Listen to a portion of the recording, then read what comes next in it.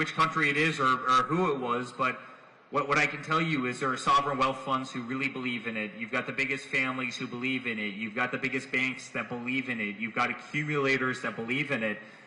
And more, you have retail consumers that are starting to understand it, but not only understand it. I think there's a lot of people who understand what Bitcoin is and what cryptocurrency is, but never really had the access to it, right? Every single day, it's becoming more accessible to the everyday person. It's easier to get. It's starting to be custody at major financial institutions all over the world. The exchanges are getting better and getting more user-friendly. I used to be the guy who, coming out of the hospitality business would yell at the exchanges saying, it's too difficult. You're making it, on DeFi, you're making it too difficult to ultimately buy cryptocurrency, and it's literally holding back the masses. The exact opposite's happening. Another thing that I'm working on is a company called World Liberty Financial. But I mean, we're literally trying to get cryptocurrency to the masses. We're trying to bring hospitality to cryptocurrency, and more people are finding their inroads into being able to buy it and being able to purchase it. In America, people are buying it for their retirement plans for the first time. It just became available. So you've got trillions of dollars of liquidity that's opening up, that are allowing digital assets in for the first time. You've got BlackRock, you've got all the biggest banks in the world that are buying it, right? You've got all the major companies in the world that are holding it on their treasury of their companies, right? And they're not letting it go. Those retirement accounts are not letting Bitcoin go. Those companies are not letting Bitcoin go. Those sovereign wealth funds are not letting Bitcoin go. And there's only 21 million coins. It's the only commodity in the entire world that they're not creating more of. I mean, if gold ever goes to $20,000 an ounce, I'm going to knock down this damn building and I'll find gold in that column right there. Like, we'll find it. That can't happen with cryptocurrency. That can't happen with Bitcoin. It's finite. And that's what makes it so damn powerful. And being in the room with those people, including the people this morning who are all of a sudden intrigued and you better believe are going to go off and start buying Bitcoin. Again, the people that are in it now, the people that are buying soon, those are the people who are going to win the race, because those markets, those capital markets, are opening every single day and just making it more accessible to the masses that want the greatest asset that's arguably ever been created. So in Nashville, your father promised to make America the Bitcoin superpower of the world. And he laid out a pretty ambitious timeline. I think some people were skeptical he could get it done. And then he's proceeded to just knock it down one after another. We just got the stablecoin bill passed. We got the SBR signed into, I mean, he's done so many things, it's kind of wild. We're here in Hong Kong today. I don't know if it's, if I should say this, but, the other Bitcoin superpower in the world is China.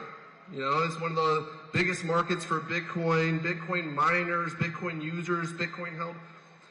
How do you compare, what America's doing on the policy front and what is coming next, and, where the other Bitcoin superpowers of the world are on their policy side?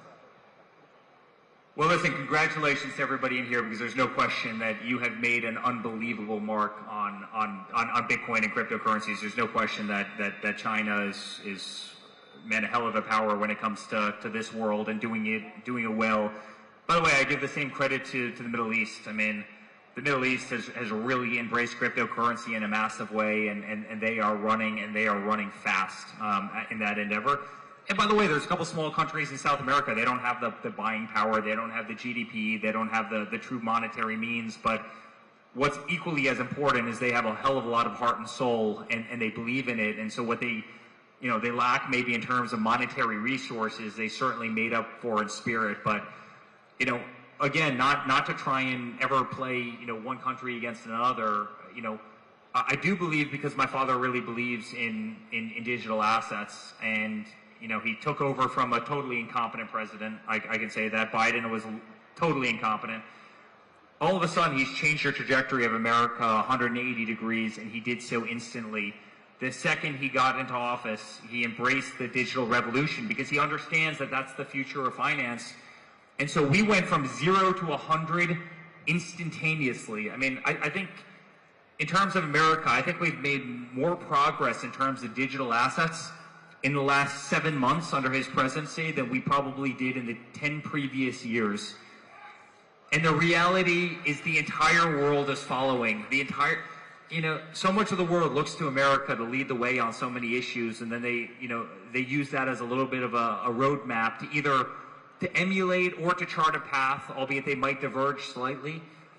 And what he's done has really kind of transformed America, and I really do believe the United States right now is winning the digital revolution only because you have somebody that's so committed to its success, somebody who truly, truly believes, somebody who owned the asset long before that they were president, who saw the vision, but also somebody that had every bank and financial institution so weaponized against them that it forced them in. People always ask me, if the banks hadn't gone after your family, if they hadn't shut down all your accounts, do you think you'd be doing this? And I said, I don't think I'd be here.